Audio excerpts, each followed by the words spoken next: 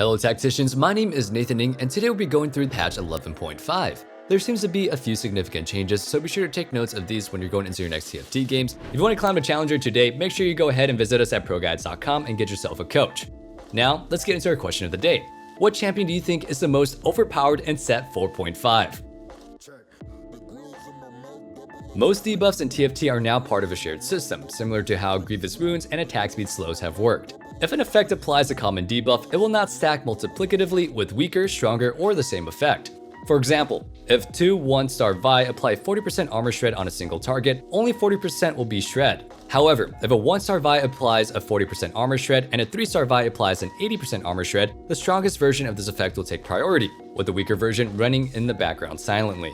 This includes armor shreds from multiple sources, for example, 60% from Vi and 80% from Last Whisper.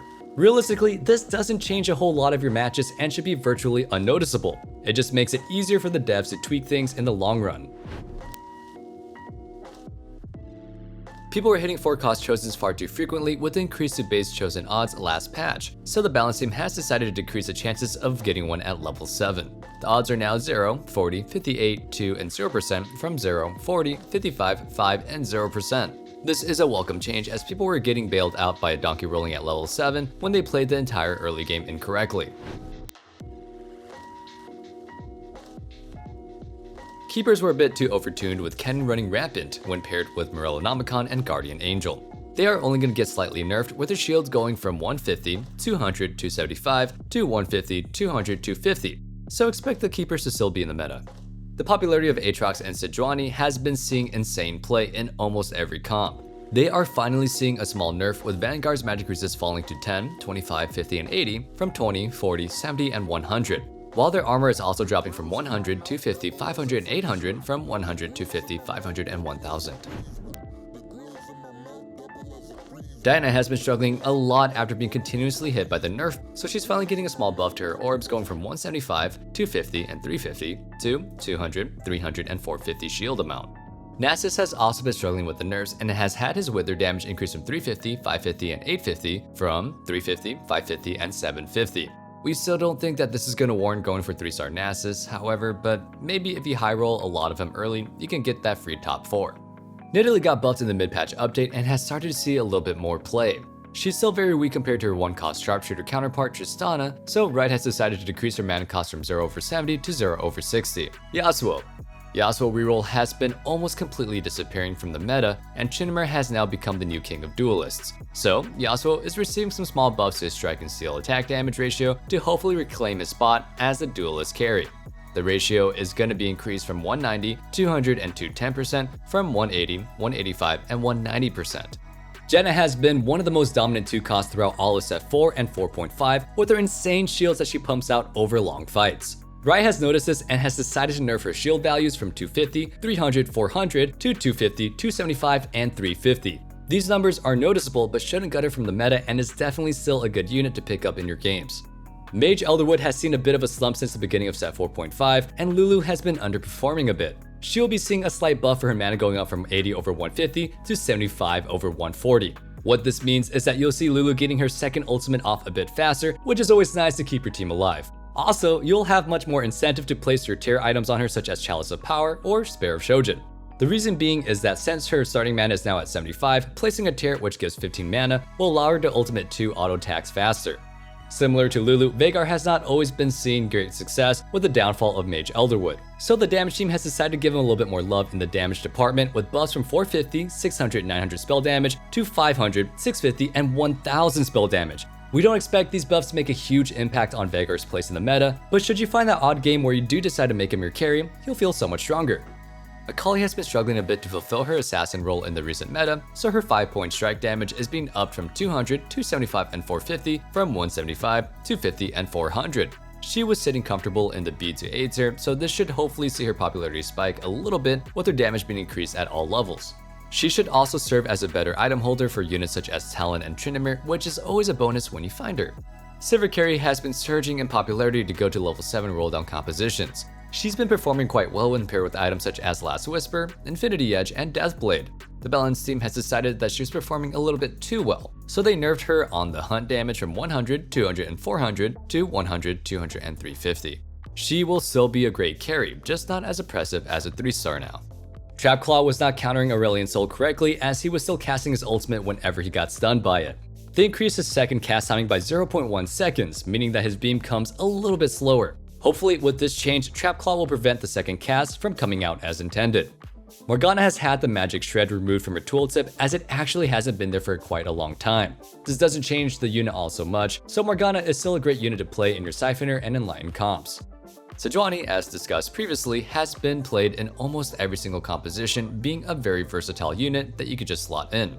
She was a little bit too oppressive by stunning the entire board, so her stun duration is being lowered from 2, 2.5, and 8 from 2.5, 3, and 6. We still think that this will make the other frontline options such as Adept a little bit more appealing, whenever he got stunned by it. Samira has still been very strong despite all of her nerfs from the beginning of the set. Riot has decided to shift some of her power away from the Deathblade build that we all know, and instead has given Samira some more power. The way that they have done this is by nerfing her spell damage percentage from 50%, 60%, and 80% to 30, 40, and 60%, but in return giving her spell damage from 0% to 15 to 25 and 40% scaling. Basically, Inferno Trigger now deals base physical damage in addition to a percentage of her attack damage. What this means for Samira builds is that her item should, in theory, be more flexible and not absolutely require Deathblade to perform. We'll have to see how these changes play out and see if Samira feels a little bit better or worse. Yone still has not been performing as well as he has in set 4, so Riot has yet again decided to give him a buff by decreasing his Unforgotten mana from 0/20 to 0/10. This change will mean non-blue buff Yone is gonna feel a lot better, as he can start assassinating marked targets a lot faster. Blue buff on Yone will still be good as he won't need to walk up to his target to gain that 10 mana, but you still might consider putting it on somebody like Lee Sin if you chose between the two.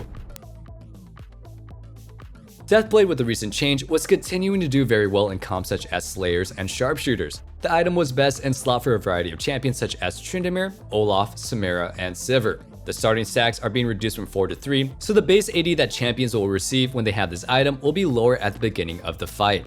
Static Shift has been in a decent spot since the rework, especially with the rise of Xayah in the Cannon Keeper composition. They are slightly increasing its damage from 60 to 65, not a huge change, but it will definitely make champions who utilize this item a little bit and tiny bit stronger.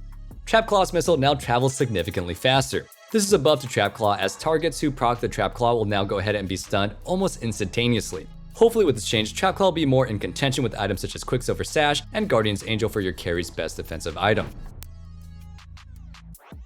Number 1. Jarvan now correctly casts his spell when recasting on the same target with Mage Cap. This effect will be nice for all you Mage Jarvan 1 tricks, but for the rest of us, we won't notice any changes to our games. 2. When multiple copies of Kalista are on board, they will no longer fail to execute the target if the Kalista that landed the first spear dies. This is a nice buff to those niche circumstances where you can run double Kalista in the mid game, as she'll now successfully be able to finish her target off and should her other self die. 3. Fix a bug where Galio would sometimes not land on the largest cluster. This most commonly happened when a target was pulled in by Aatrox. He would determine that the target would be pulled into a cluster and choose to land on that target. But if Aatrox's animation wasn't finished, he would pick the target's starting position as his landing spot and not land on the large cluster. This change should make playing Kultist slightly less infuriating, as Galio should no longer be dropping on a single target or missing completely. Kultists have been rising in popularity again, with Sivir and Aatrox being S tier units in the meta, so this bug fix should go ahead and make that composition even better going into patch 11.5. Fix a bug where Tryndamere's spinning slash damage could benefit from the basic attack damage bonus. Tryndamere was performing drive-by one-shots with his reworked spin and has made some very frustrating fights where your carry died when he was spinning away. With this fix, Tryndamere will be a little bit more predictable to play against and position against. Number 5. Fix a bug where Runaan's Hurricane was consuming a stack of Tryndamere's spinning slash attack damage bonus to deal bonus damage. Another fix for Tryndamere's kit, as Runaan's Hurricane was doing more damage than intended. The item will still be great on him, just not as overpowered as it was in 11.4. Number 6. Fixed Chonk's audio. By far the biggest change of the patch, as the game was basically unplayable for all of 11.4. Finally, with Chonk being restored to his former glory, we can all play TFT once again. Well, that's all for the upcoming 11.5 changes. We hope this video provided you with all the information that you needed to continue your TFT climb. Best of luck out there, tacticians, and don't forget, stay safe, stay healthy, and have a wonderful day. Peace.